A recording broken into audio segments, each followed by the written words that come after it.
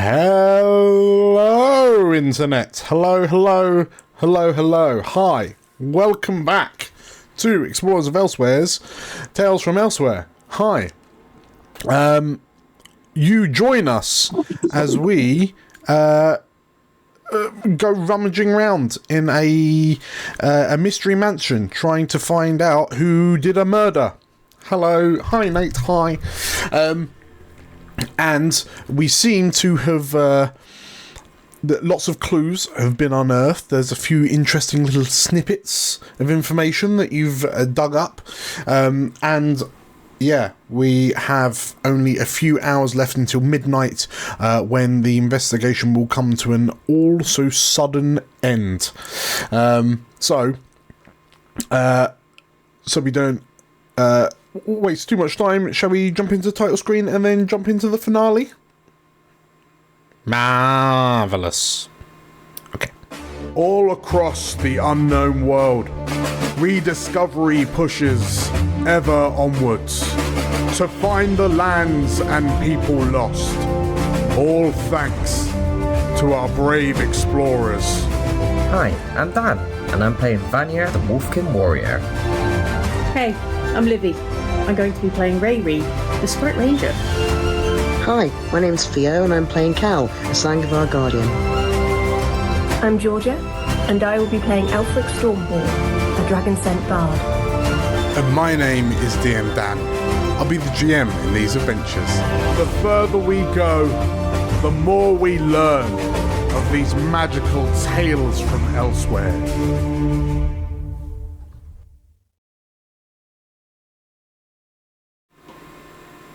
We rejoin Cal and Rayri in the library of this magical mansion. I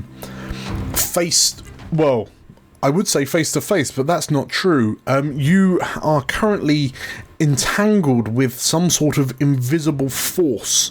This has shoved Rayri and tried to make a break for it out of the room. Cal, you've managed to kind of head off this invisible force, and having taken a swing at it, you know that you've kind of pushed it somewhere in the room. We are in initiative for all intents and purposes, so Cal, you've already gone, and you rolled with hope. So Rayri, do you want to... Well, Cal, is there anything you're doing at the end of your turn?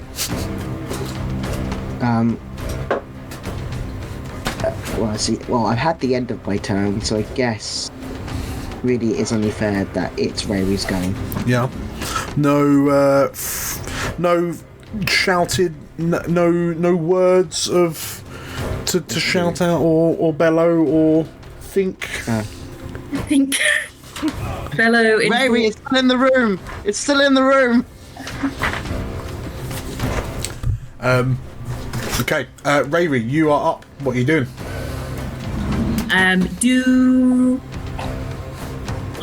Can I sense where, like, do you want me to do some kind of check to see if I can sense where it is? Yeah, I would say we're going to need... Well, roll me an instinct to see if you can kind of roughly figure out where it is. I think realistically it's going to be the case that unless something happens that allows you to pinpoint like where it is at a specific point, you're not going to be able to attack it. Yeah. Instinct. That's a crit. That is a crit. In which case, as you pick yourself up, and you turn, like you look around, you notice Vinny has spun on the spot and is doing his little dire chihuahua snarl at an area in the corner, and you notice that the bits of dust that have kind of been blown off of the bookshelves is coating what appears to be a faint outline of a humanoid figure. Rayri just shouts, Vinny! Get him! And casts Vinny. Okay. I cast dog. I cast Vinny. Okay, what does that look like? You want me to do like... You can effectively do like an attack roll or some such, right? Amazing.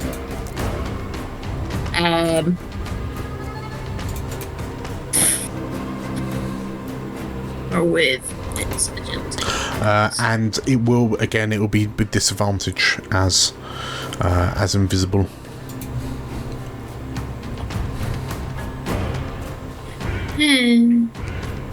Or even with the crit. Even with a crit. The crit was Even though I know to. exactly where he is. The crit was to see it. So surely Okay, yeah. I'll give you that. I would understand if it was like. I'll stop being mean. But yes, okay. So I will ignore the request for the disadvantage. How does a beast companion work? So a beast companion works. So he has his own attack roll, which is an agility roll, which is the same as my agility. So he gets a +3. Okay. I would like to use an experience, a Vinny experience. Okay, a Vinsperience. The experience, because his attack is agility based, I would argue that I could use. He has the ability fast as heck. So I would like to add that he's running very fast. Okay. So a total of 15. There's a 15. Okay. With hope. With hope. So yeah, you get your. So you're down to 4 and then back up to 5. Vinny flies away from you like a lightning bolt.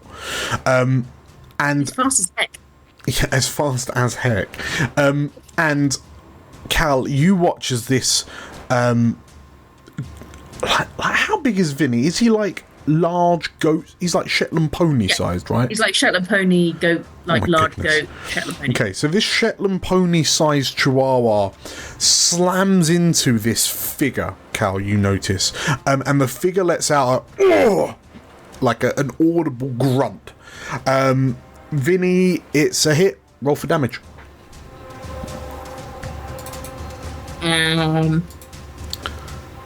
So that wait.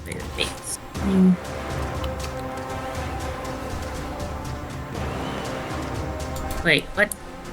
Sorry, it's being weird. No. What is it doing? Sorry, my dice is getting stuck. What's the damage roll? 2d8. And D plus anything? +3. Okay, I'll roll this out for you. Roll 4. Boom, 7. 7 chomp damage. 7 chomp damage. So, we can, for the first time, do something a little like Daggerheart PCs. Bam! Yeah! Separate tokens. My boy. Yeah, Vinny jumps out and sort of like grabs onto something, and you hear sort of like a grunt and a squeal of shock at how heckin' fast this doggo went. And where is it? So you did 7 damage. Okay. As Vinny sort of like shakes his chops, you watch as an outline forms and then begins to fill in. And Agathar emerges with Vinny chomped on his leg, and he's desperately trying to like shake the dog off. Get off me! Get off me! He bellows. And as you rolled with Hope, it's still not. Well, it's your collective turns still.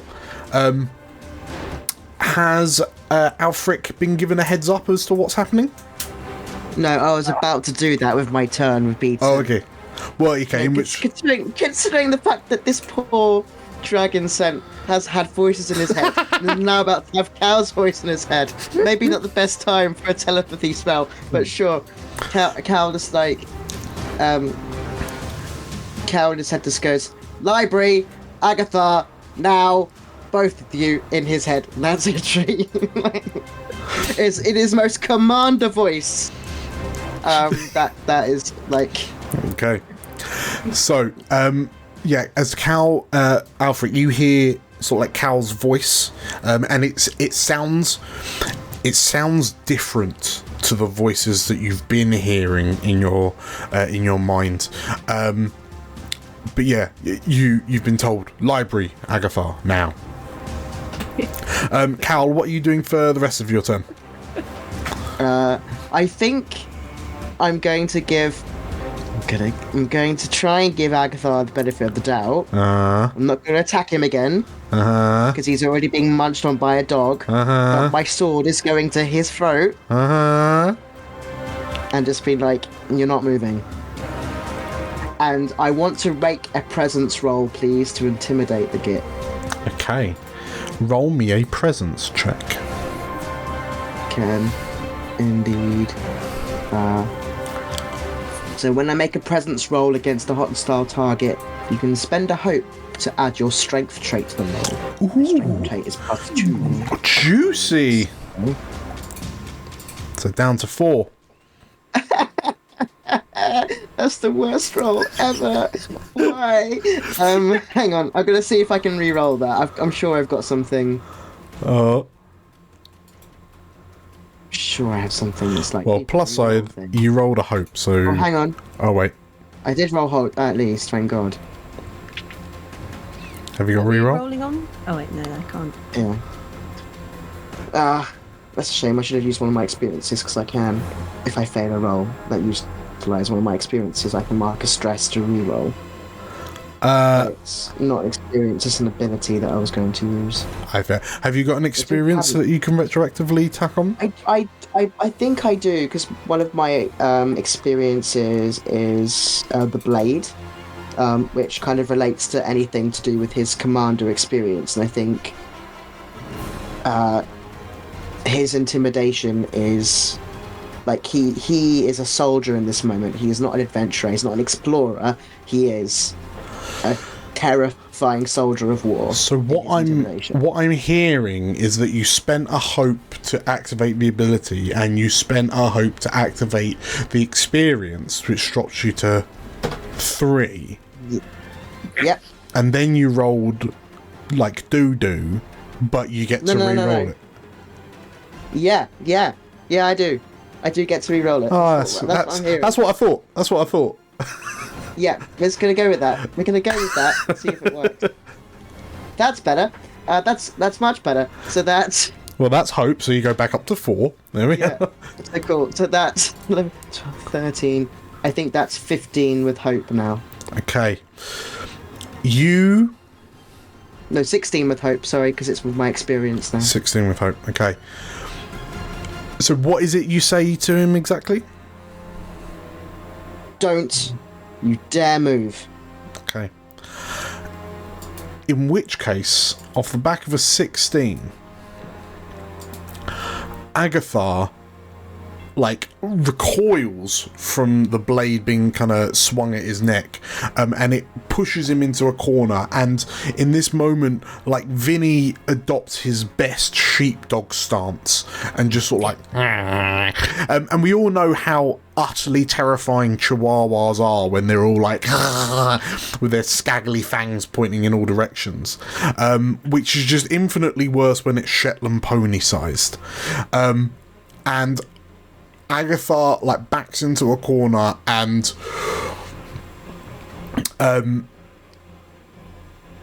he sort of like looks to you and sort of like, yeah, he's shaking his leg out of Vinny's jaws, and he like slowly puts his hand up, and in his hand are a handful of crumpled pages that the two of you would wager were recently torn from the ledger of debts. And I yield. There's no more for. Please don't. I have a thing with dogs, he says as he sort of like gestures at Vinny. Very safe. Vinny? Very good. Stand down. Stand down, Vinny. Stand down. And he just sits. Yeah. Scratches the ear. Okay. Yeah, Cal and Rayri, you have kind of cornered and subdued Agathar. Alfric and Vanier, are you heading straight over? What does Alfric say? Oh, yes. What does Alfric say? He's gonna like very hesitantly put up his hand as we're walking towards another door. I heard another voice. What door you got away from it? This one sounded like Cal. Admittedly, the first one sounded like you, but... Right. And what did this one say? Library. Now.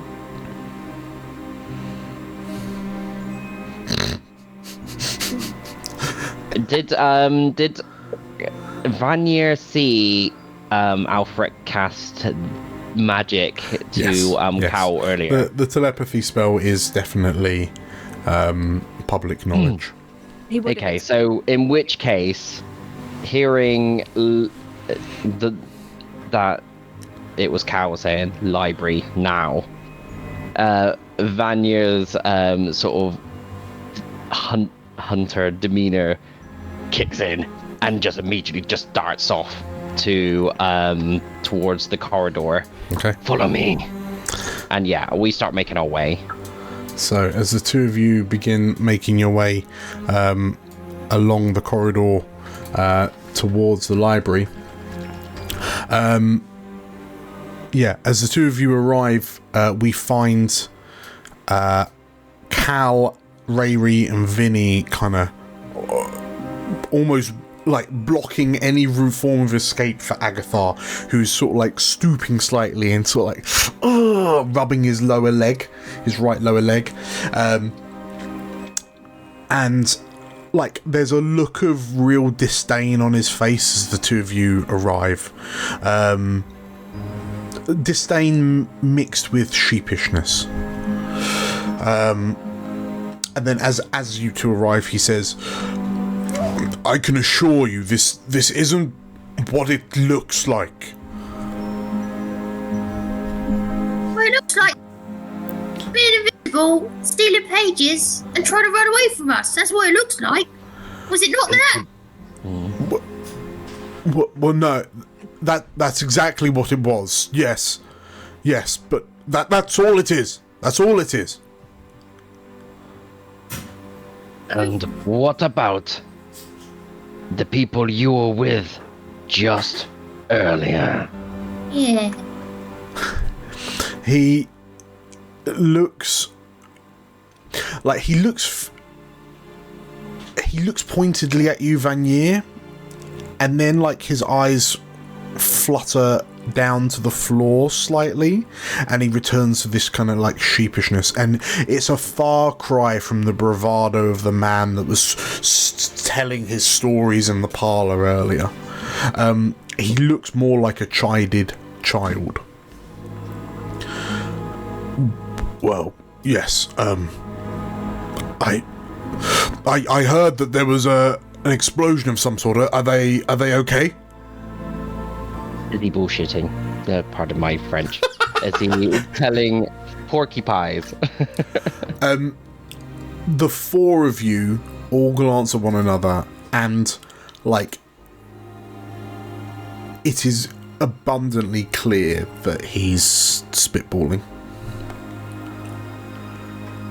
Immediately, there's a sort of like a icy wind just ever so slightly blowing underneath the cloak, and I say, I can tell when you're lying. Tell us the truth. He sort of like looks around sheepishly, and where is Bendel? I want to see Bendel. We are asking the questions here. Answer them. The mage scowls slightly, and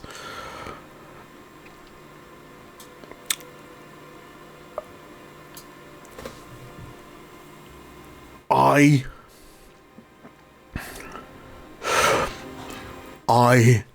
am a wizard. I plumb the depths of arcane knowledge for unlimited power. I risk my life on a daily basis perfecting my craft. I suffered under the tutelage of Ulick. And then I find it's all for nothing. I will not stand for it.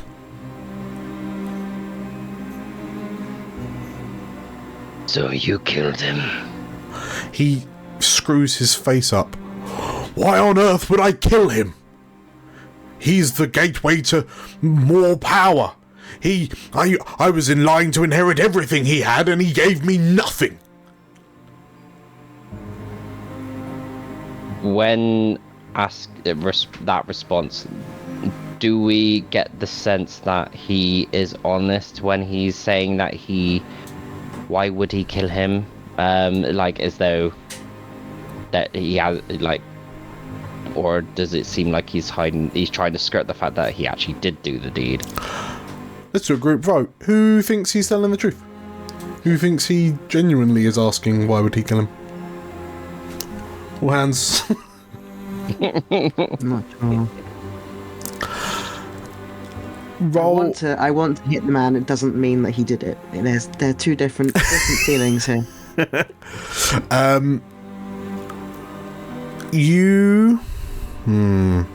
We're gonna need.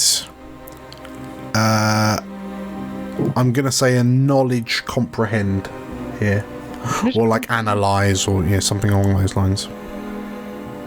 I was going for instinct. Was where I was gunning with that. Well, instinct's more sense danger, notice details in the world, or track an elusive foe. Yeah, so this isn't. You perceive that there's a man who's very grumpy who's just said the words, why would I do it? But, yeah, I'm going to say a knowledge to analyse what he's saying. Okay. But this is for anyone who's interested. Okay. Go on, Alfred. You've got the most knowledge out of all of us. True.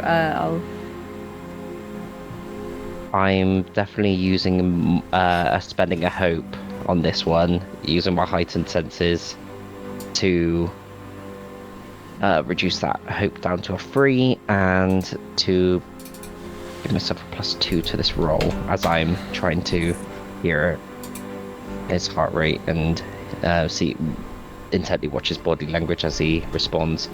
Okay. So that's going to be... well, Alfred's rolled a 15. What are you adding to that? It'll be just a +1 for me now. Oh, no, sorry, Alfred. Oh, sorry. On knowledge, Yes. +2. +2. Okay, so 17 from Alfred. With Fiar. I got a 23 with hope, which I will put into a Slayer die. Okay.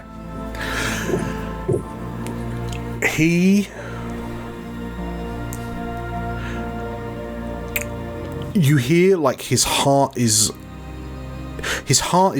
racing, but you feel it's from like raw adrenaline.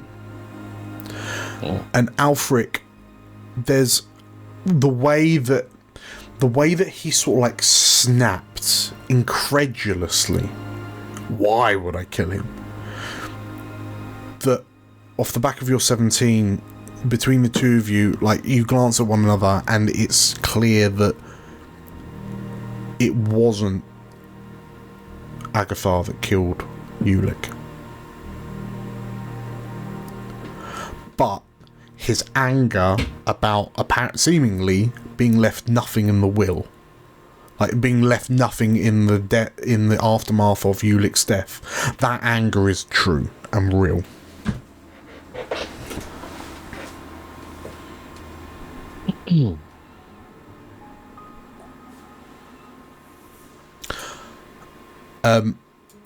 He sort of like Agathar is sort of like heavily breathing, and he's got this almost snarl, this kind of bestial snarl on his face, and then he sort of like calms down slightly again, and can I please see if Bendel is okay?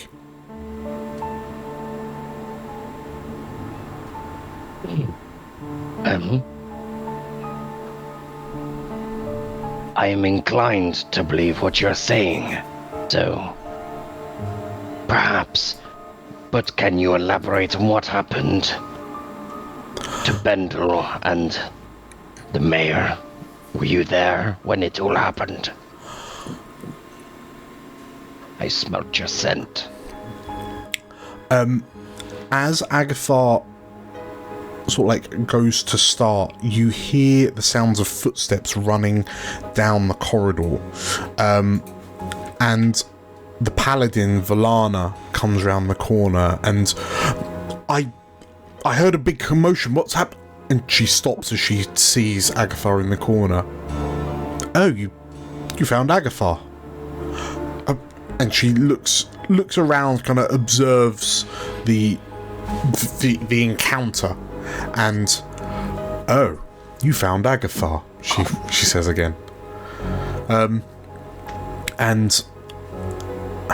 Agathar, like, seeing the paladin, like, he just like his shoulders drop, and then he repeats again, this time to Valana, is Bendel okay? And the keeper is like nods, and yes, he's coming around. We've lulled him back into consciousness. And Agathar sort of like breathes a sigh of relief.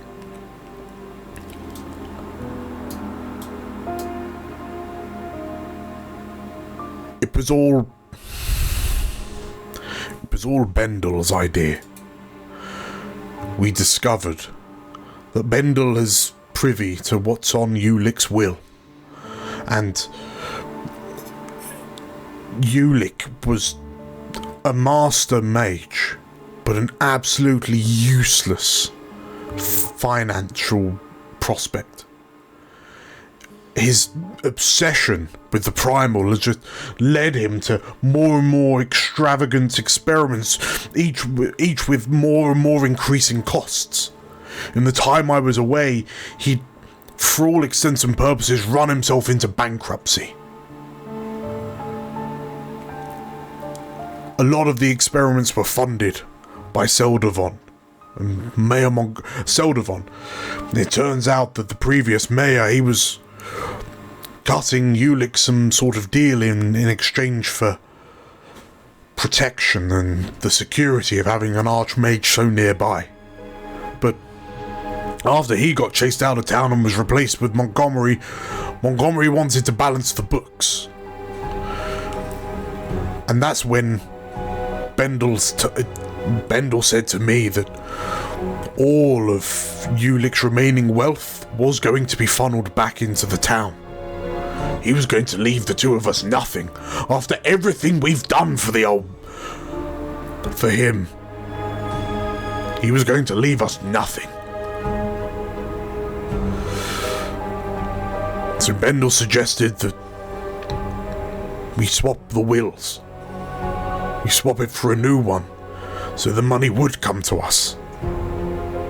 The town's got the support of the Explorers League. They don't need Ulick's coffers, what's left of them.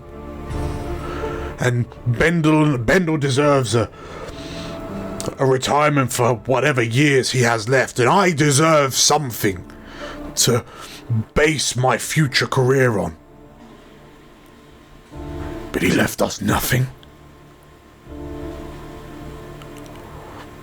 I'm sad that the old man copped it. But it certainly wouldn't have been me that did it. And as he finishes, he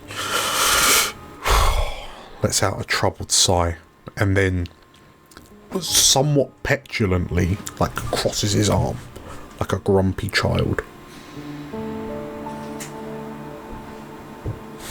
So, were you there when the mayor and Bendel got struck?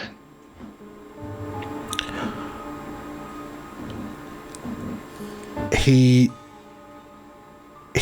nods, and we must have activated one of the glyphs on the safe, and well, I woke up on the other side of the mansion.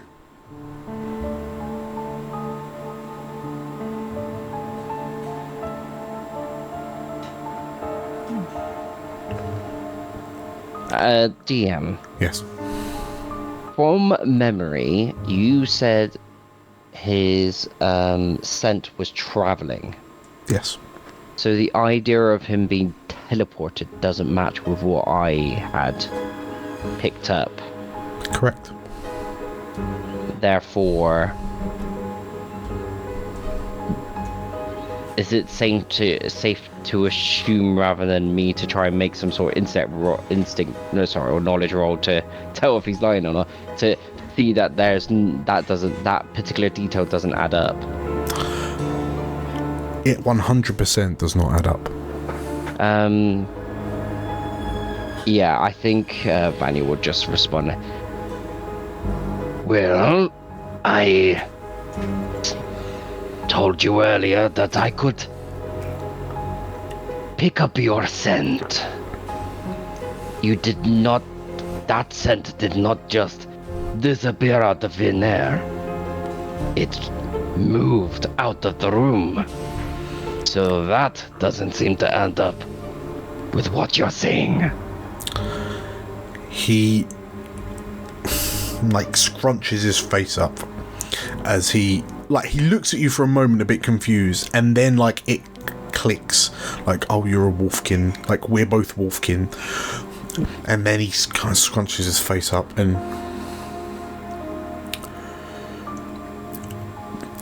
it was a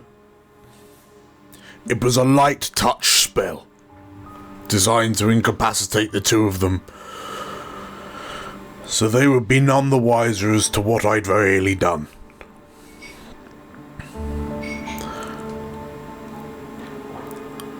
The new will was going to give me everything.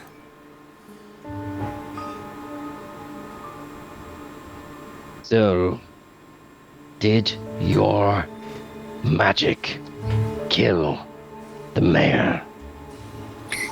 And he frowns, and I just told you it was a light touch spell. Of course it wouldn't have.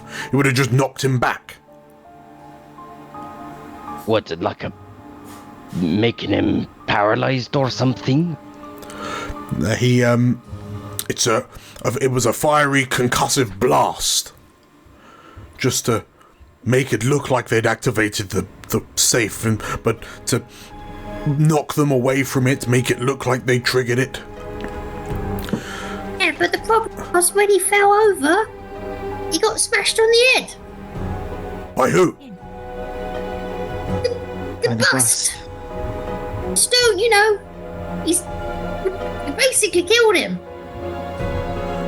And Agathar blinks at you a few times. He's dead. Yes. And like he blinks a few times out of comprehension, and then his face, like the colour begins to drain from his face. Like you didn't mean to, but you did. That was, you know. I didn't mean. And it's clear that the mage has kind of gone into a bit of a state of shock, as he just starts like spluttering and stuttering to himself.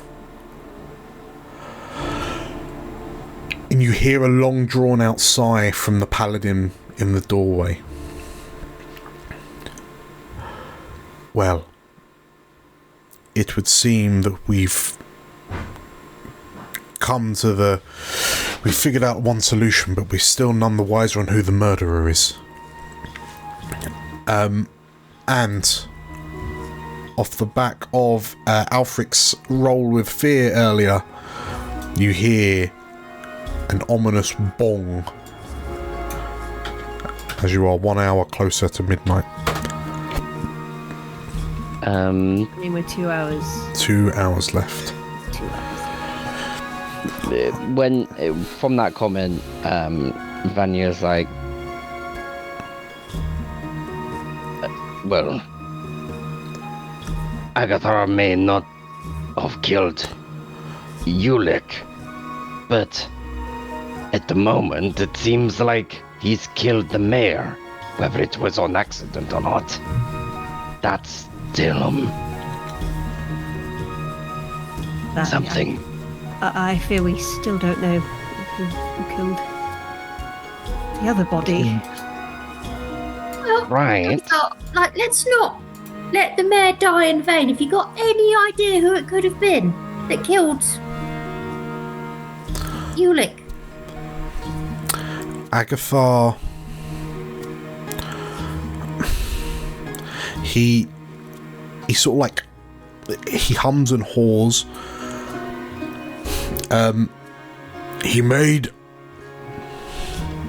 Ulick did a lot of incredible things in his lifetime.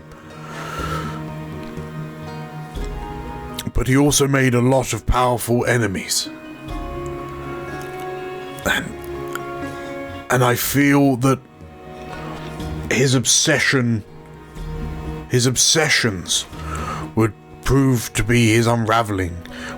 After I returned from my expedition, we argued at length over his need to delve into the question of the primal. He was so caught up in that crystal that he. Have you ever known an arcane focus to be used so much that you break it through abuse, through too much use? Is this the Wilder shard? He nods.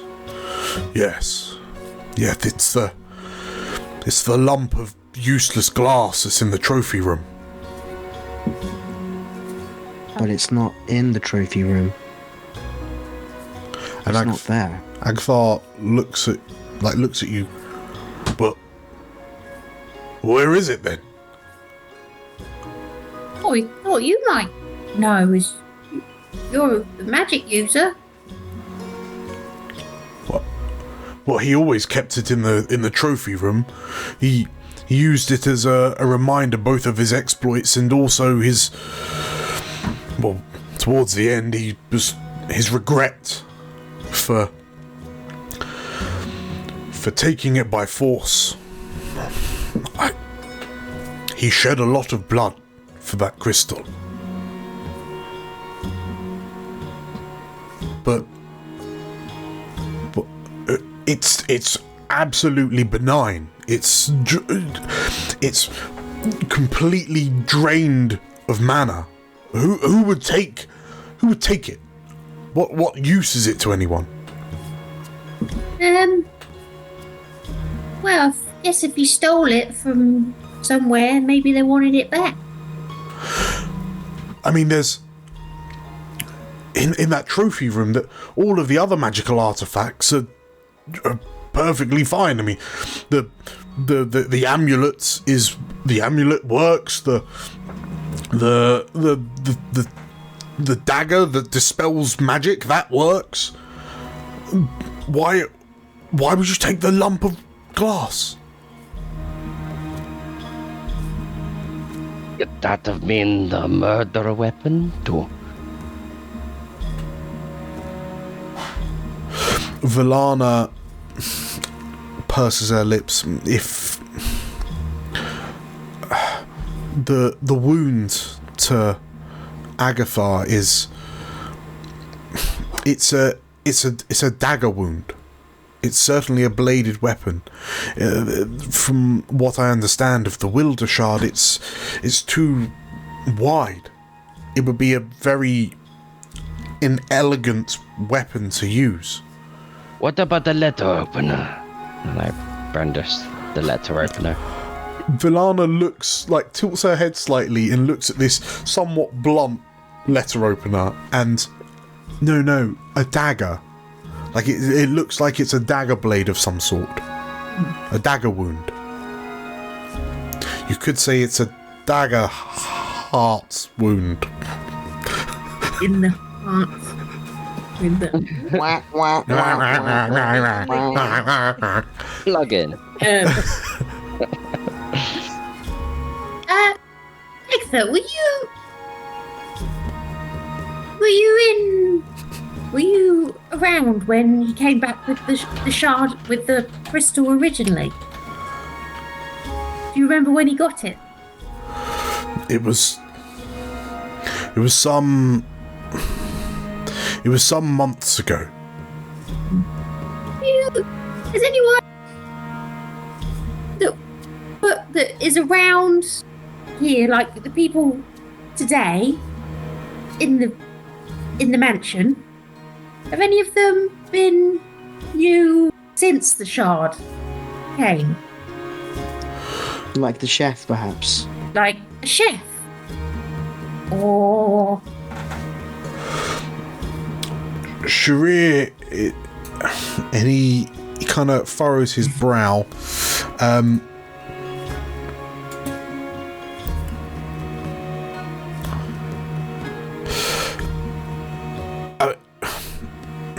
Sharir was a druid before she became a chef, but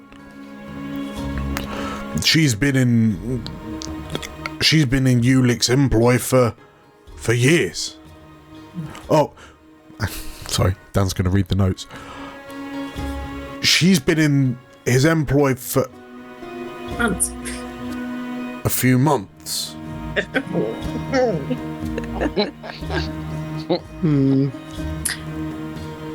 Interesting.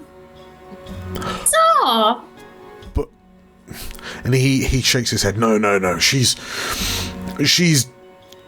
bent over backwards. She spent all these months learning all of his favourite recipes, and I mean, even when he used to tell her off for using too many of her exotic spices, she would cater to his every will and whim. It wouldn't have been her. Well, if she was a druid beforehand, she must have some familiarity with Primor magic, right? Well, maybe she might have been upset of Ulick's use or abuse on Primor magic. I don't know. Well, I think we should talk to her, don't you?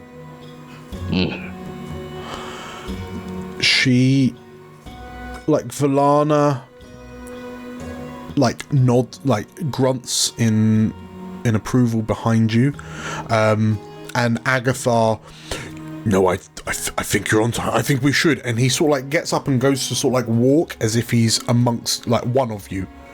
No, you're not going anywhere, mate, because you've killed a man. Let's get this straight.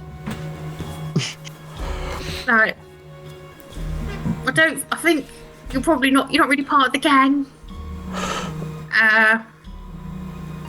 Valana, Valana says, You head to the parlour. I'll deal with this. I'll deal with him, she says. Don't we just bring him with us so we're all together? She nods. Yeah. Well, if you unless you don't mind waiting, I'll bind his wrists so he can't cast any more spells, and then we can head to the parlour. I think she can deal with him. Have you seen her? Look at her. Okay, so you hold fire, and he, like, Agatha looks glum as his arms are pulled behind his back, and she casts like a divine spell that fundamentally shackles his wrists together. It's like a hold person, but it's just on the wrists. And then as she sort of like marches him back through the corridors, Stradivon is in the foyer by the fountain, just sort of like with his stony hand cupping the water that's spraying out from the fountain, and like seeing Agatha shackled. Like, he doesn't really have facial expressions, but you get the impression that he would be raising an eyebrow if he could. And as you enter into the parlour, Bendel is sort of like rocked back on the on one of the sofa type chairs, and he's just like lightly grumbling to himself in his sort of like delirious state of sleep. But as you walk in, the chef sort of like stands up and Valana, I have some important news to tell you, she says, and like her eyes are sort of like open wide and a bit frantic. And as the four of you enter in, sort of like around the paladin, the chef is like frantically waggling a finger at Gwendolyn. And Gwendolyn is sort of like sat up on her lounger, with her hands on her lap, and then as the four of you enter, she looks to the paladin, smiles, and says, I have to come clean. It was me. What? I killed Ulick. And like you see her brows furrowed, and she like as she looks up at the keeper and the four of you, like, and blinks a few times and then looks down at the floor. I killed him, she says.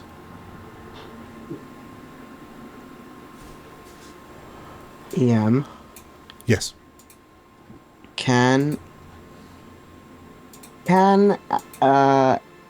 Cal ascertain if she's speaking of her own free will in this moment? Is there a spell on this woman? Is there... Because this doesn't... well, we are aware there is friction with her and Ulick, but due to our conversation we've just had, and we know that the chef is a druid, I'd like to see if there's a way of us kind of ascertaining if there's some foul play going on here. Roll me.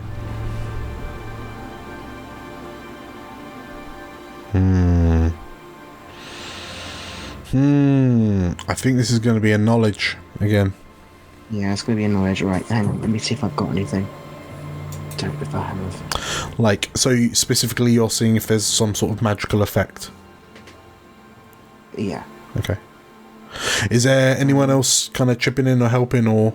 Yeah, I mean, it might be a bit far-fetched, because I'm not a magic user, but with my ability to sense things around us with my heightened senses, I'm willing to spend a hope to provide aid in the sense of seeing that Cal's like starting to read into the situation.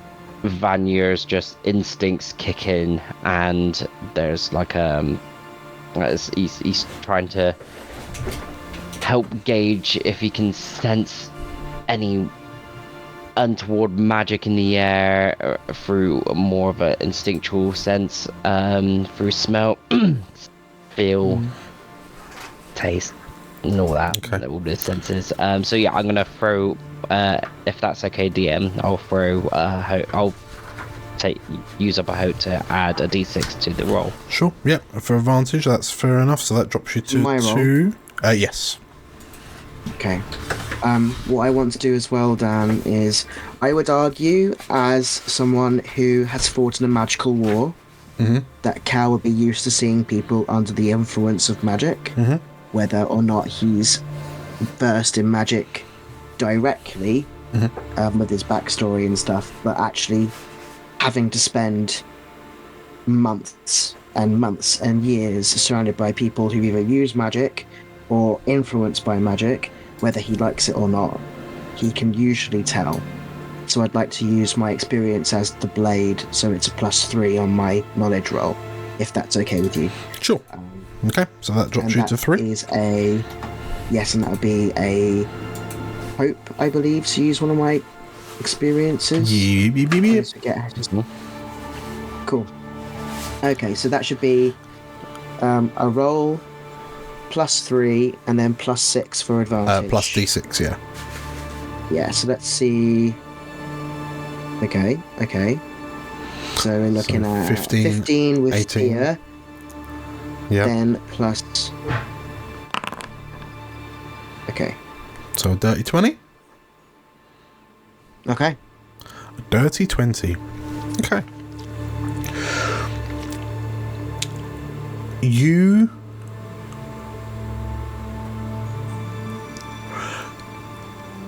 study, between the two of you, as you study the old woman, what you specifically notice, Cal, because you've likely seen it many times before, is it's the confusion that she keeps on flitting back to. As if she's confused about the words that she's saying. And yet, it's clear that she believes what she said. But then, it's almost like she's a bit shocked that that's true. And, yeah, and it's to the point where that's why she keeps on saying it. Almost as if at some point she's going to say it and it's just going to ring false, and then she'll know it's not true.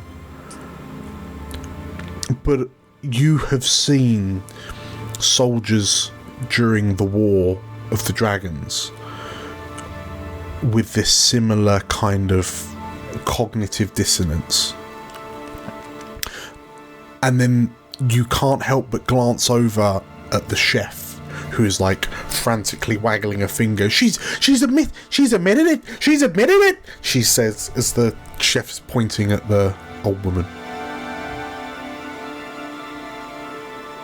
I'm giving a meaningful permission look again at Vanya. I love this. Cal just giving people meaningful looks. Yeah, I just like see Cal's It's the blue steel look. Study and squint, and I can see Cal looking over towards the chef, who's like, and then looks at me with a knowing look, and Vanya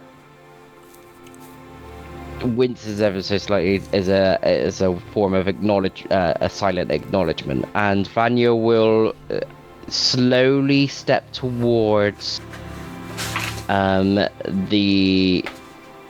almost step around the back of the chair that Lady Gwendolyn's in, but really is making a slow movement even though it looks like he's trying to get behind Lady Gwendolyn, he's actually trying to get closer to the chef. Closer to her position. And Vanya will be like, and can you explain to us how you did this? As he's slowly inching towards the chef. So are you sort of fake asking Gwendolyn, sorry? Yeah. So that the chef thinks that my attention's on this. She sort of like turns and looks to you, and that like I stabbed him. I stabbed him. Rayri and Alfric, like as this is playing out in front of you, what are the two of you doing?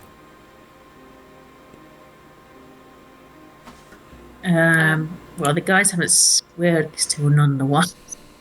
Yeah, Alfric at least is wide-eyed with awed disbelief that they're getting a confession, and the voice told him I was in the parlour, so he's getting validation on that end. I think Ray would just say out loud, "It's really weird. I really thought it was her," pointing at the chef.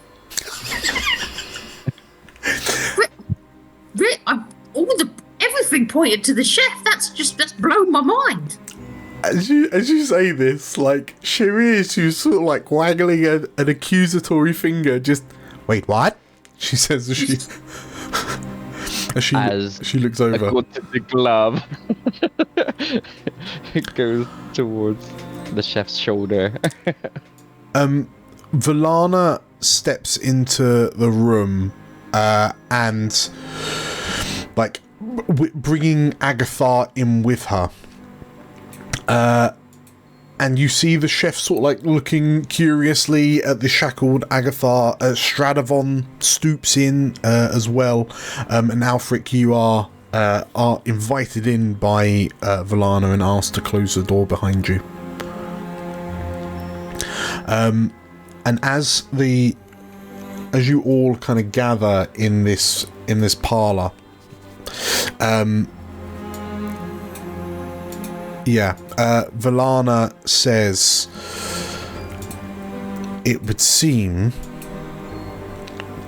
that we have some suspicions, but, and she turns to you, Vanya, she turns to you, Cal.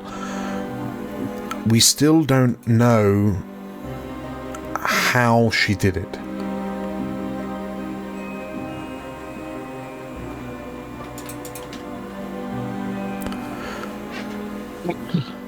Well, we can just ask. She nods. As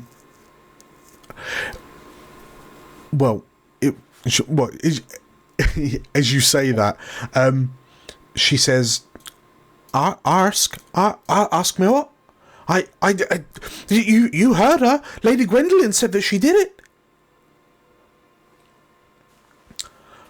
I mean, she said she stabbed him. You should see if she's got a knife or something." And as Vanya's like right next to the chef, Vanya just like looks down towards the chef, getting to a lower towards their level, and say, What is this strange magical scent I can smell?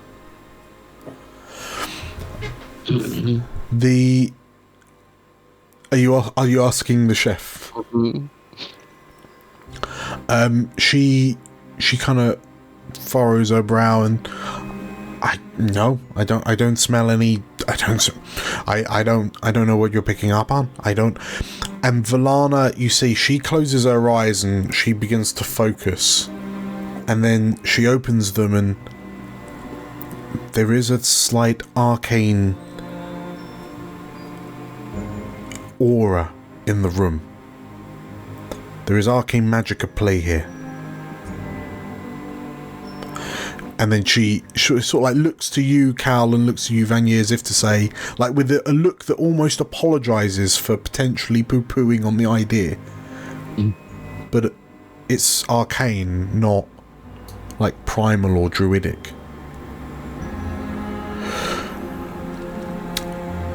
We don't have long left, the paladin insists. I need you...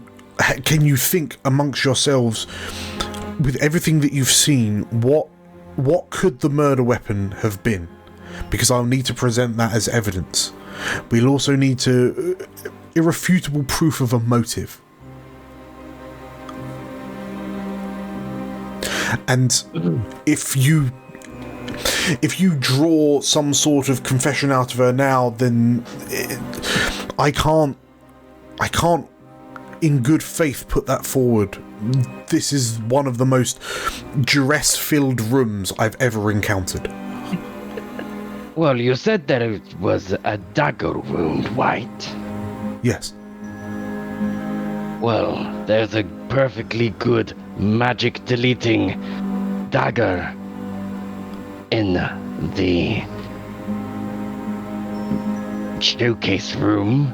Could that have been possibly a potential weapon we've just not looked into yet? Alfric, as Vanya suggests that, you think, and you know, while you were looking around, I mean, that knife has been, that dagger has been just kind of on the plinth since you since all four of you went in when you first arrived. It's been there, and I mean, it's not, I mean, it looks sparkling, it looked marvellous. But Agatha kind of chimes in from the corner of the room. The dagger does have the ability to dispel local magic. It could well have bypassed Ulick's wards. And I suppose mean that he couldn't fight back. Someone should check the dagger. I could go. I think someone else should go. Don't you, Alfric? Certainly. Well, Alfred's really good at magic, isn't he? Why would we send someone else? He's probably the best guy to send. I don't know if I'm the best at magic. Let's just say that someone with a fresh pair of eyes is better to go and pick it up. I'll go. I'm happy to go with Alfric if that also works. I don't And I'll mind. keep an eye.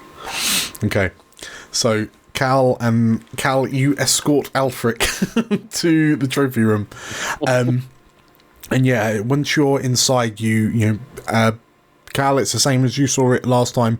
An obnoxious amount of gold, lots of mounted heads on the wall, and so on and so forth. And sure enough, on the kind of the top, on the pedestal furthest away from the door, is a small. Is a relatively sizable dagger, with its name on the little plaque is Spellrender.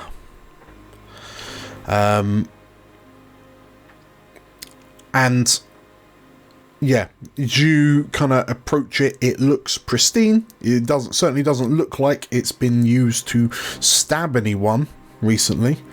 But yeah, it just kind of like glimmers in the floating candlelight. And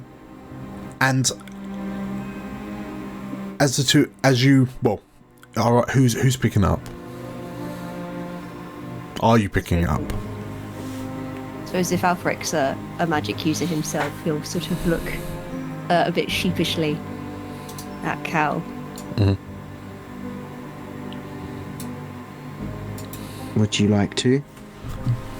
I mean, if I pick it up, I probably won't be of much use to anyone. Then I'll pick it up. Okay.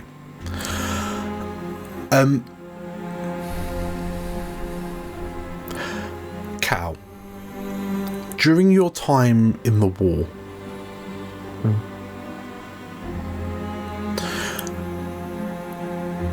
it is very rare for a soldier to have not developed like a rational or irrational kind of hatred, vendetta against someone else. In sort of like broad terms, who is the person that gained your purest, most vengeful ire? Like, it doesn't have to be like a name, just like, you know, what class were they, what lineage were they, you know, just an overall picture. Sure. There was an assassin working with the arcane on that side of the wall, who killed someone very close to Cal. Yep. Yeah. The assassins. Very early on. Okay. The assassins' tools of the trade, were they like mundane? Were they like poisons? Were they magical? What? I think they. I think it was magical because it's one of the. It was part of the starting point of the war. It was like a shadow magical. Yeah. Okay. In which case, as you pick the dagger up, you and Alfric both watch as the runes along its blade begin to glow, and you immediately feel a surge of power welling in your palm. And it takes you by surprise for a moment, Cal, but you suspect that you have attuned to this dagger.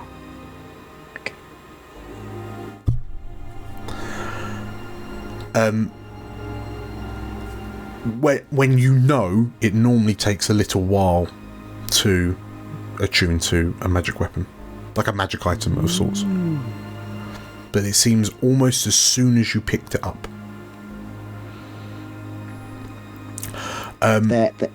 He definitely looks a little startled. Like, Cal does not look. Cal gives very few emotions at the best of times. Yeah. But there's definitely a kind of unreadable expression that is not his usual expression on his face as he looks at this weapon in hand. In which case, yeah, Alfric, I guess you're not really sure what normal is supposed to look like right now. So, like, Cal's picked up a dagger and now it's glowing. Ooh. But yes, Cal looks shocked. That probably is a surprise. But yeah, as like Cal, as you you turn to leave, you've got this dagger. You're wondering why it's attuned to you.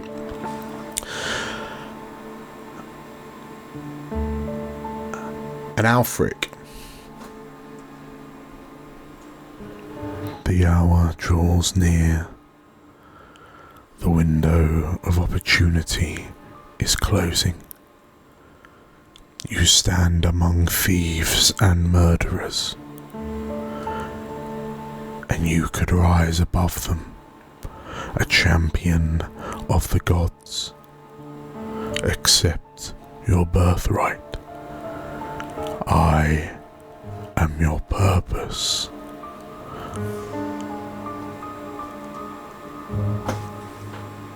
I quite like them all, actually. They've been quite nice. Thieves is a bit harsh. You cannot help but find your eyes being drawn to the black circlet on the central pedestal.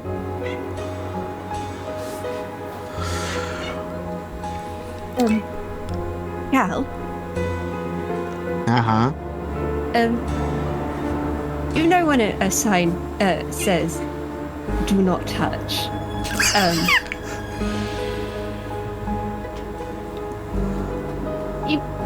You've seen more things than I have. I would wager. Is it always, so black and white, or? Yeah, it is. If something says, "Do not touch," you take that very literally. And if we're in an Archmage's tower and it says, "Do not touch," that is the best thing you could possibly do. He lies to you. Vicinity. He wishes to control you. Don't touch. He wishes to cast you down.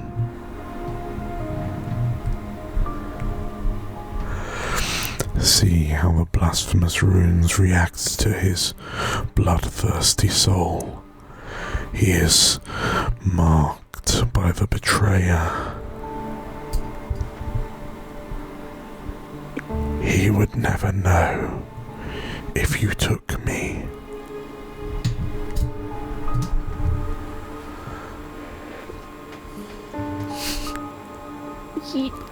We should probably go. Leave and regret every decision you make beyond this day.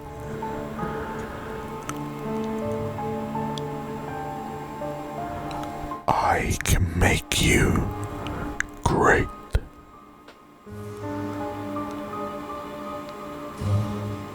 Come on, Alfric.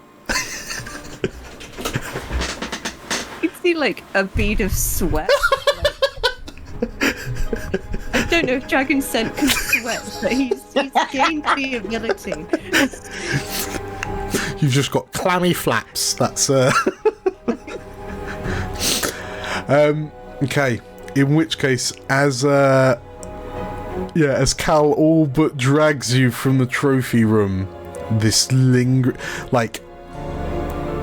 you hear this rumbling as you leave.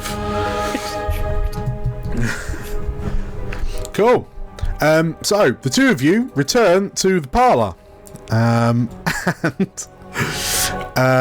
Cal, you have a glowing, runic dagger, a glowing magical blade in your hand, and Volana kind of tilts her head. I'm surprised that is reacting to you. You're telling me. She sort of holds a hand out, if I may. Of course.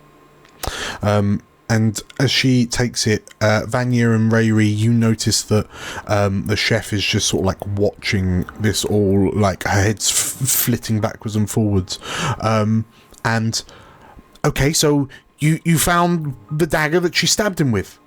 So arrest her or something.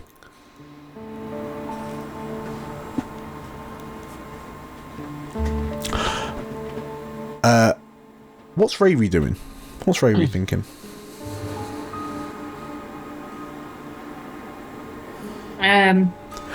Because you still haven't got a motive. You haven't got proof of a motive. No. I think Rayri will just sidle round to the chef. Mm-hmm. Kick her. And just sit on the chair. Okay. And just kind of have a little look at her. Yeah. While they're looking at that dagger, we've got to sort out, the admin stuff and all this stuff. Agatha over there, guy in shackles. We got quite a lot of information out of him. And he said that you've only been working here a couple of months. You? used to be a druid. Is that right? The Funny things to just change. What are you doing to become a chef? I mean, it's a place of honor to be the chef for such a powerful mage. Yeah, I heard he wasn't very nice to you. He didn't like your cooking. I mean, Master Ulick, he liked his food quite pedestrian. But I mean, I don't quite understand what it is that you're implicating. That what, no one would kill someone because they don't like their food. No, it's just this funny thing happened a couple of months ago, and it might just have like a bit of effect, like a knock-on effect of some other things. So he had this like shard that he like stole.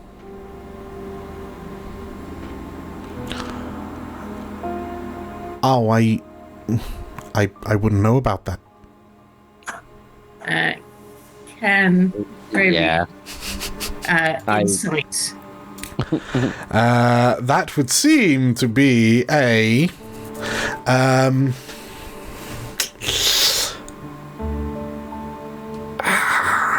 see, yeah, there is a part. See, knowledge says recall, analyze, and comprehend. To interpret facts, see the patterns clearly, or remember important information. Instinct says to sense danger, notice details in the world around you, or track an elusive foe. There is a part of me that thinks instinct is more physical and knowledge is more mental. So, Yeah, that's fine. I'll do it. or presence, Knowledge. facility with social situations. I think there are times, if it's not clear, the general consensus with the whole theme of Daggerheart is if you can narratively explain how you're implementing a certain skill, then that's the... Sure. I'll flavour the answer based on which ability you use. But I would argue it's between presence and knowledge. Yeah, so I mean, I would. Beeftane is asking if Vinny helps with the smelling of crotch sweat when stressed. That's actually not part of his repertoire. That's a higher level. That's Yeah, that's the next level up. a new experience. Did you say presence? Presence or knowledge. Okay. Yeah, I mean, I think what Mary's trying to kind of figure out if when the chef says, I wouldn't know anything about that, if they're putting on like an act, like maybe they are themselves deceiving. Can I roll for? Can I see if they are deceiving me? Roll me a presence. A presence check. Oh yeah, I'm happy with that. Come on, I've been rolling like what? 8, 10. Okay. 15. 15. Oh, if you roll a presence check with fear, I can spend 3 hope to intervene on the consequence. Objection! Okay, what does the intervening look like? I think it's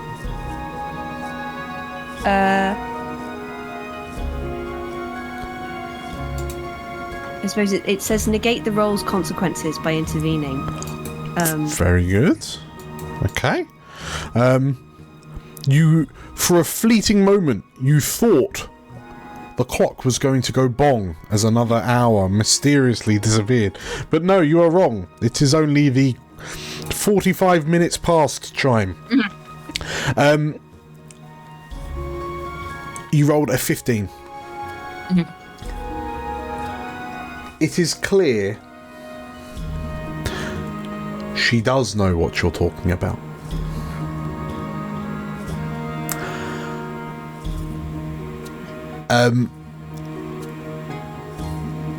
So yeah, and she looks around like somewhat shiftily, and it's clear to her as she looks around and sees a number of faces, a number of eyes just like boring into her. The only people in the room not looking at her are Bendel, who's like drooping in and out of consciousness, and Lady Gwendolyn, who's just sort of like blinking and just like muttering to himself, but I killed him. But I don't understand. And she's like looking at the chef as if confused about all of these kind of streams of thought that are spilling, weaving out in front of her. And Valana looks to the four of you and says, Do you have a murder suspect, a murder weapon, and a motive that you want to put forward?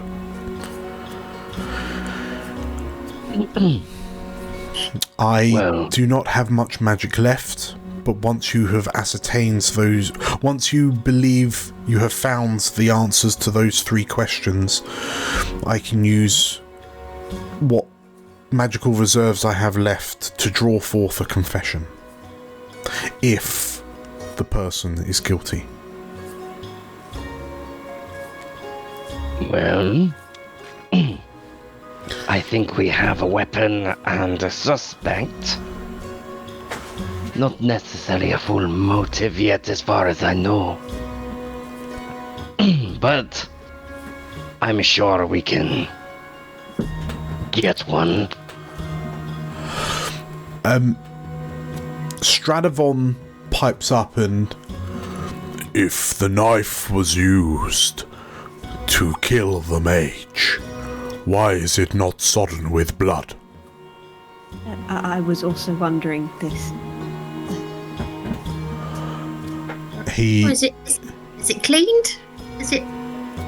You could just wipe. I wipe my weapons off all the time. The paladin looks at the dagger that, because she's got her hands on spell render, and Cal, you've noticed that the runes did not immediately stopped glowing once she took hold of it. But she looks over and it is immaculately spotless. It would be difficult to clean it as well as it would need it to to get it back into this state. If it was used as a murder weapon, would. And she looks around, and realistically, I'm just going to ask everyone for a knowledge recall because we're cracking on, and it was also 6 weeks ago. Yep. Recall some knowledge from 6 weeks ago. Oh, well, I got a crit. Vanya did get a crit. With my -1. Rayri passed, Vanya passed. What's everyone's... Oh, I'm assuming everyone's knowledge is 0 or -1, right? 0. Okay. I got 2. Alfric's You got 2. Okay. So, Alfric, Vanya, and Rayri... No, sorry. Alfric, Cal... Oh, yeah, and Rayri...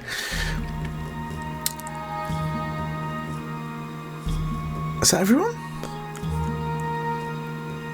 Vanya passed. Oh, Cal didn't. Okay. So. Oh. You all as the Alfric, Vanya, and Rayri, the three of you look at each other, and Stradivon is stood in the doorway, right? He's blocking the doorway. But it's Rayri, as you're kind of as you look down, he's tall enough that you can see between his legs into the foyer. And as you peer back, Alfric, Vanya, you remember marvelling at how well that doormat cleans the mud off your boots.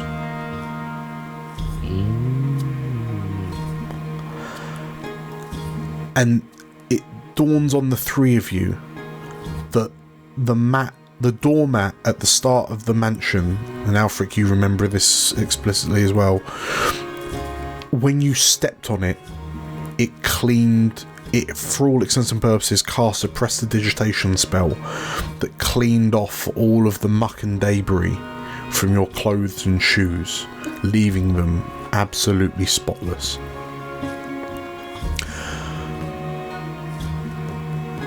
And yeah, Vanya, you're with off the back of a crit, you can 100% put two and two together, and like the quality of the cleanliness of this dagger far exceeds what was the state of the other artifacts in that room. I was thinking about like dust, collecting dust and things like that. Yeah.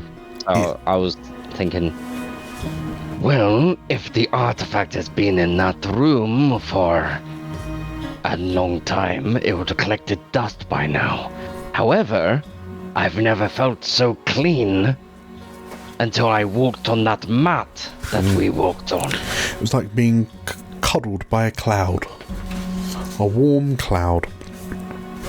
And Valana just sort of like raises her eyebrows.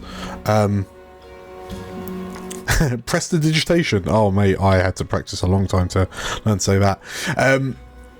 Yes, she sort of like raises her eyebrows as a lot of the pieces are falling together. Well, are we ready to try for a confession? Are we confident? Okay. The chef, like Chef Trier, kind of looks round and sort of like, what, like she's you know, she's looking around a little frantically, as the paladin steps forward, and sort of like stoops down and pulls the large bear rug in the middle of the parlour to the side. And as she steps into the middle of the room, in the middle of the floor, she closes her eyes and then kind of offers her hands out, and her eyes slowly fade to a sort of like a dull whitish glow, a grey glow, if you will, and like divine runes begin to encircle her and sort of like rotate around her in rings, and as they grow in intensity, they sort of like flow down her form, and it effectively embed themselves on the floor around her until a runic circle has been conjured. And she looks to you, Vanier, and sort of like gestures to the middle of the circle. As Shreer looks around and no, you've got it wrong. You've got this. She said. And yeah, Vanya, are you? I am using my good glove and just shoving this person towards them. Okay. And as the chef moves into the middle of the runic circle, like she looks around and then suddenly like stiffens, and her head kind of sits bolt upright as she finds herself just kind of locked into a stare towards the paladin. And as the keeper looks down on her, she asks, like as she speaks, you notice that there's a glow from within her that's kind of just about visible from the back of her throat. As like with a resonant voice, she asks, "In the presence of Tione, you have been summoned to test your guilt. This evening, did you assassinate the Archmage Ulick?"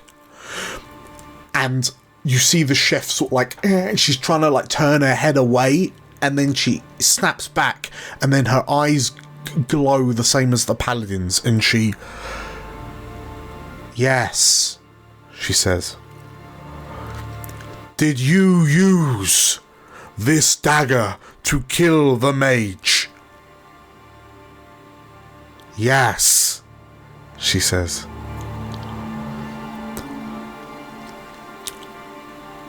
Did you... The paladin stops and sort of like looks to you. Between the four of you, just to clarify, what do you suspect the motive is? What have you told Valana the motive is? It's to do with the temple, right? It's to do with... Yeah, he stole the crystal from her temple. Or the temple that was linked to her, druidic. Yeah, her goddess or god, dragon. Did you kill Archmage Ulick in retaliation for his actions at your temple? And the chef, like, her shoulders sink a little, and then she stands back to attention. For what he did to my brothers and sisters, this was too fine a death for him. I wish I could cut him down like the dog he is. In his death, the spirits of my fellow adherents can be at peace. And the paladin sighs and then looks to the four of you with a smile as the chef admits that you have found the correct murderer, the correct murder weapon, and the correct motive. And like as this happens, like Stradivon is sort of like nodding in approval as the magic runes begin to dissipate, and the chef sort of like slumps back down and what happened? And before she can kind of do anything, this keeper like strides towards her and like grabs her by the shoulder, roughly spins her around, and then using the same spell as she did on Agathar, she binds her wrists together in a divine binding. And in the hour and a bit left before midnight, there is a relatively uneasy, like a relatively awkward tension through the mansion. But sort of like secured in the parlour, like locked in with Agathar, the paladin moves you out into the foyer and thanks you for your efforts in the investigation.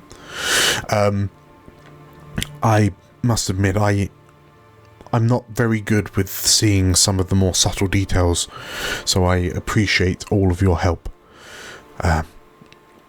If there's anything that if you have any matters within the mansion, I suggest you do them quickly. It seems the spell will be ending soon. So between the four of you, is there anything you want to sort of like supermarket sweep from the mansion before it all vanishes? Loot! Riri goes up to Gwendolyn. Yeah. And so, you and the Archmage, a bit of a thing.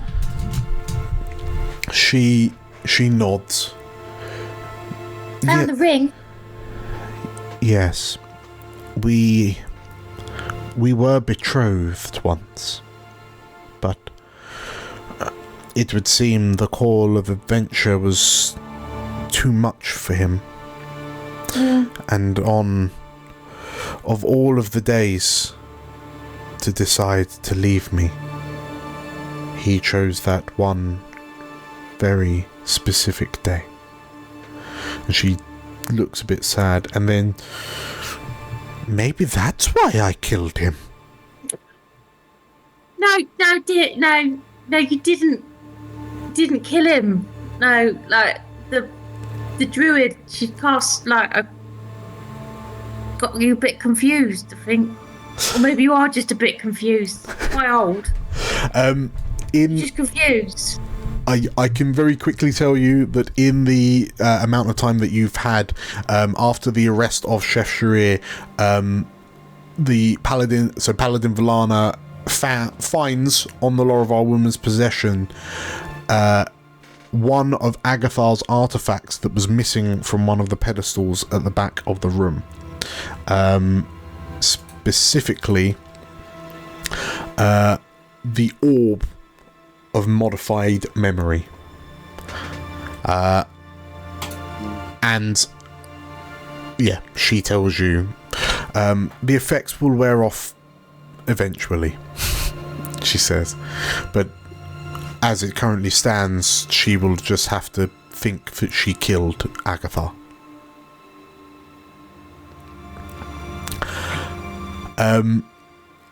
Yes. Back to the present. Yeah, the old lady nods. Maybe that's why I killed him. Why do you ask, child? Oh, we found your old engagement ring. I was going through his drawers and I found it.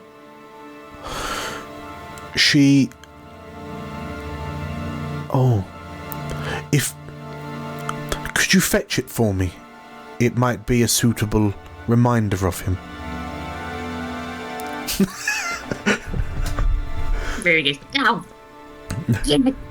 yes. Vinny, go get it. As Vinny goes to fetch the ring, Cal, is there anything you're supermarket sweeping?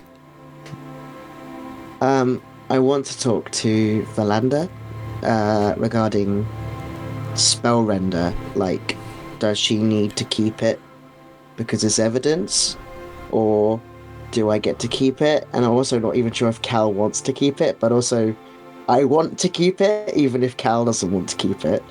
So I'm like trying to figure out if like what that entails for him and what that means. She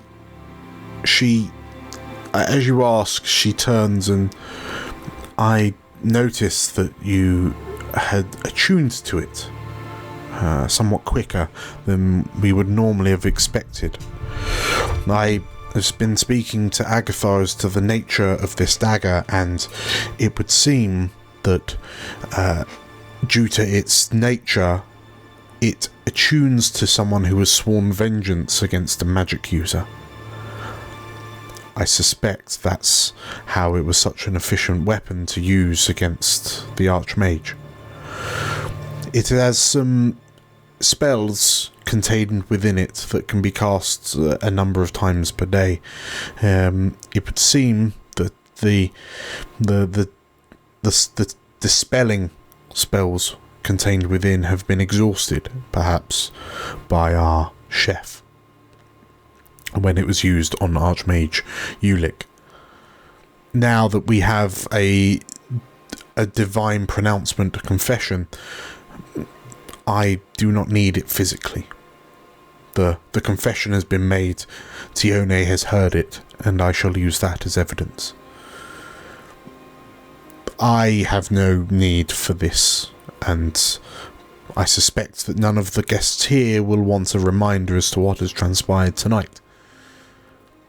It seems that someone has earned your ire that would enough that it would activate the blade, so perhaps on this occasion I will turn a blind eye if you were to take it for yourself.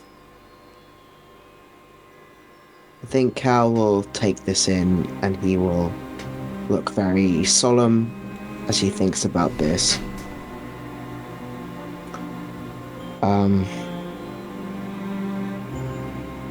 Thank you.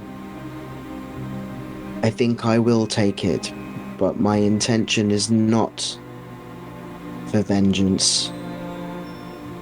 I thought I had done with all of that back in the war. But if it is useful as an explorer, I will use it wisely. At least that's my aim. Volana nods and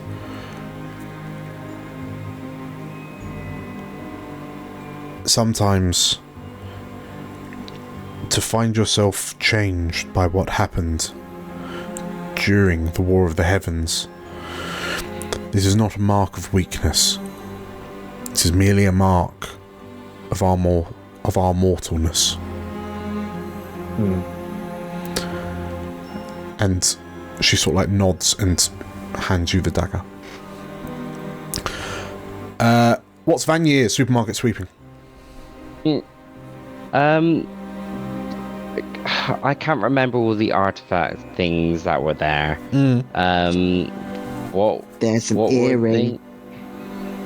Earring. I have a giant's ring and some horns that are like walkie-talkies. Yep. This is my notes from 6 weeks ago. I don't know how evident they are. The orb of modify memory. Yes. Yes. So the earring was the orb of modify memory. There were the horns of like large horns that Agathar mentioned. If you like spoke into one, like if you held it to your ear and your mouth, you could hear and talk to the person that was holding the other horn to their ear and mouth.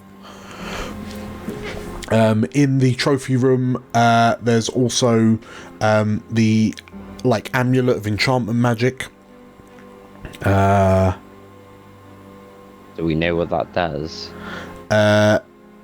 Cal figured out that it had some sort of it could the magic within it would make someone extremely susceptible to magical suggestions. Oh, yeah, that one was more like you plant on. So. Yeah. And then that was it, right? I guess the curse do not touch circlet. And the black iron circlet.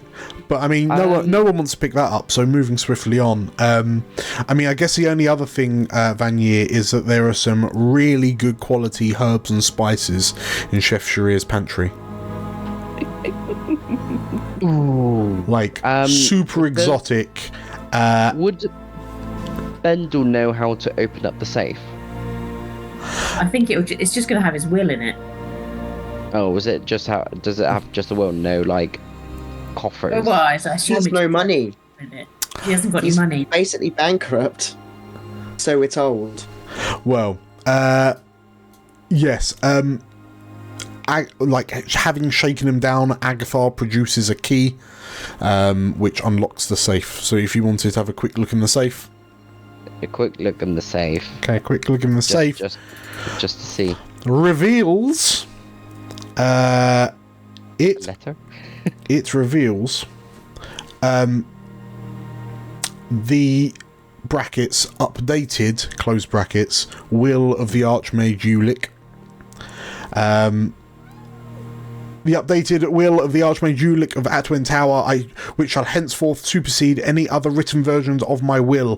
To the town of Seldavon, I leave the sum of 5,000 gold pieces, that the town's leaders may provide for the common good of the people.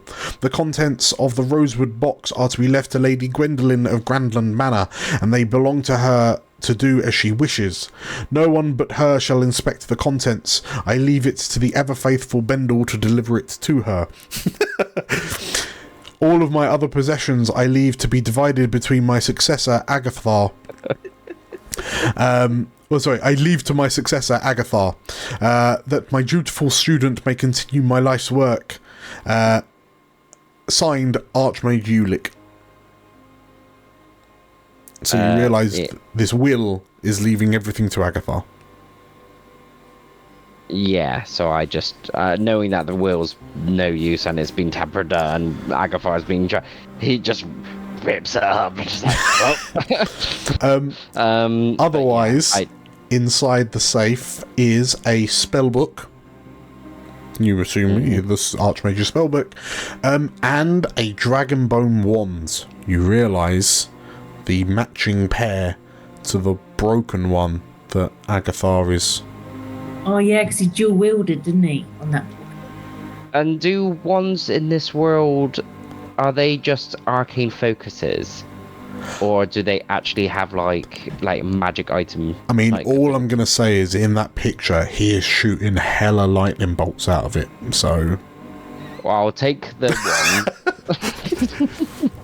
Okay. Not that, and the spell book. And I will tell Rayri, as I'm about to make my way to the kitchen, I'll say, Really, I remember there were some cool looking horns that might be quite useful. I think you should go. Yeah, you should get them. and I'm gonna go into the kitchen and just raid those spice cupboards. Okay. Put them into my cool bag. In which case, yeah, as you are minutes to midnight and everyone gathers in the foyer to make their exit, and like Agathar looks crestfallen, Bendel is conscious but stupefied, and he's just sort of like being carried along, like helped along, and he's just like just mumbling to himself. But as your Stradivon is carrying the paladin Valana is carrying the swaddled corpse of the mayor, and Stradivon is carrying the swaddled corpse of the archmage. But as you all get ready to leave, Alfric, what did you supermarket sweep for? I think he thought about it. Uh-huh. Then he thought about the books he has read, Uh-huh. and none of them Uh-huh. contain a good story Uh-huh. about an evil crown that talks to you. Uh-huh. Picture that in his mind, and he tried to spend that hour playing a little song on his violin. And very deliberately not picking up an evil circlet Okay. from the artifact room. If Vanya sees this sense of willpower to go away from the, I will proudly be like, That was the true test. We can make an explorer out of you yet. and I present the spell book. I cannot use. In which case, as Vanya, as you look proudly at Alfred for resisting the temptation of the black iron circlet, Valana asks if you're all ready.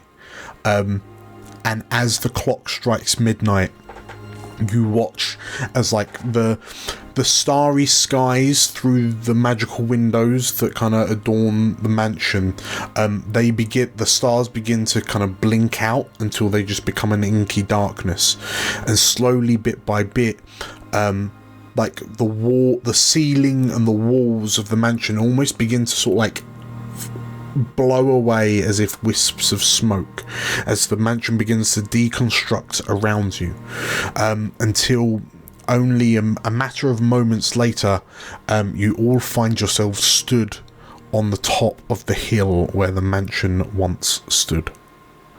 And as you look up and see the night sky that you're newly familiar with, the night sky that is only 18 months old for you all, and the moon kind of gleaming brightly overhead. Valana thanks you, the four of you, once again, and everyone begins to move off in their respective directions. Alfric, are you what discussions are you having? Because it seems like these three are these three have some bad news to deliver to Avamore, and because they were not able to retrieve what it was that they were sent to fetch from the Archmage, but they are heading back to the portal that will take them back to Avamore, fundamentally the new capital of Elsewhere. But where are you heading? I've kind of got to go home. I thought you wanted to be an explorer. I mean, I do, but I also I was sent to go to this party, and if I don't come back from the party, and also the tower has gone and several people are dead, that might cause some disturbance between my parents. But I could write, and maybe I could come join you later if you'll have me, of course. You know you are always welcome. Take whatever time you need. It's always good. You'll find us. Right to the explorers. We're there. And you'll put in a good word for me. I'm quite... Put in a word.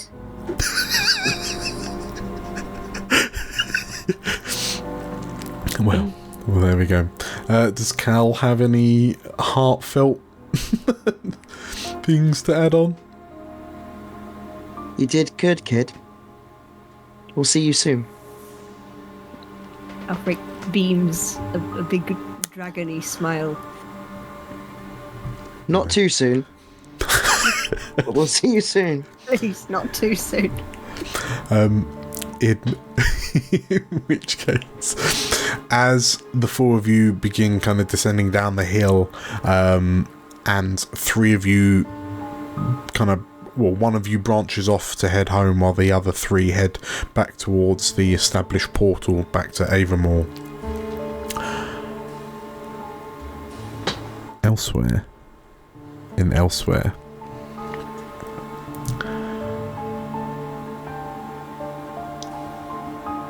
the gleaming moon is slowly and eventually eclipsed by dark rolling clouds, as a low, deep rumble of thunder ripples across the night sky. As the lights of Seldavon begin to extinguish at the bottom of the hill, and rain begins to fall from the skies, the droplets ricochet off a dark circular object, a ring-like object laying in the ground. And as we zoom in to this black iron circlet, we hear a quiet but prominent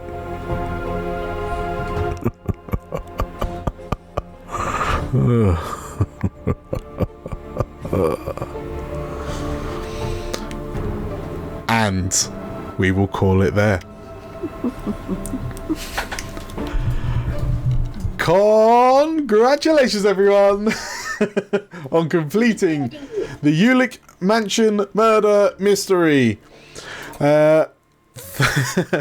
Thank you to Alagomar on Reddit for writing that adventure. This has been a very Alagomar spelt right there. It's probably backwards, but it was a very, very good little adventure. A really good one shot to run. I hope the four of you enjoyed it. I hope everyone who's watching enjoyed it. But yeah, we finished the second tale. The explorers are heading back to Avamore. There may or may not be a fourth explorer in the wings. We will see. But yeah, all the loose threads were tied up. Nothing untoward. Nothing. No repercussions. Nah. Everyone got what was coming to them. Bish bash bosh. Job done. Congratulations, everyone. You did it. I think we need happy music from this. But yeah, well done. You did it. So now that we've finished this, we in the next session is going to be the start of a new tale. We've had a quick discussion about this offline. We're going to be skipping a week for all intents and purposes. So the next session we'll be recording live will be on the 31st of October. And I don't think the 31st of October has any real world holiday significance that might affect what we are or are not doing. But we'll be excited to see you all there for the start of Tale 3. Dan. Yes. Dan. Yes. Question. Answer. Can our characters be in fancy dress, please? I mean, maybe. Maybe. Well, if you want to see the characters in fancy dress, make sure to hit the like button and subscribe to the Explorers of Elsewhere channel. Hit the bell icon for notifications when we release new videos, because they're coming out all the time. We wouldn't want you to miss it. And how would you know if there was fancy dress or not if you didn't subscribe and get the notification? Exactly, Beef. Why would we not want that? Yes. Thank you all again for playing. Thank you all again for watching. Has anyone here, specifically Theo or Georgia, got any shout outs that they want to shout out? I feel like me and Georgia might have something. I'll let Georgia lead it. The last time I led it, and I don't think I did a very good job. We now have an announcement date for our horror fiction found footage podcast, The Homeward Foundation, which is a queer sequel to the novel Dracula. You can find us on social medias, on our website, thehomewardfoundation.com. Our social media link is the Homeward Foundation, and we are dropping the pilot on the 15th, as well as the Kickstarter for all of season 1, which we are hoping to crowdfund. So if a horror, found footage fiction, Dracula or queer sounds good to you, then please look us up. All the above. Amazing. And yeah, the link to the website I've just chucked in the chat. Oh, brilliant. But yeah, so yeah, 100% give that a little look into, especially in case there are any real world holidays that kind of tie into it coming up soon. Right, thank you everyone for watching, thank you everyone for playing. We will see you all next time. Bye.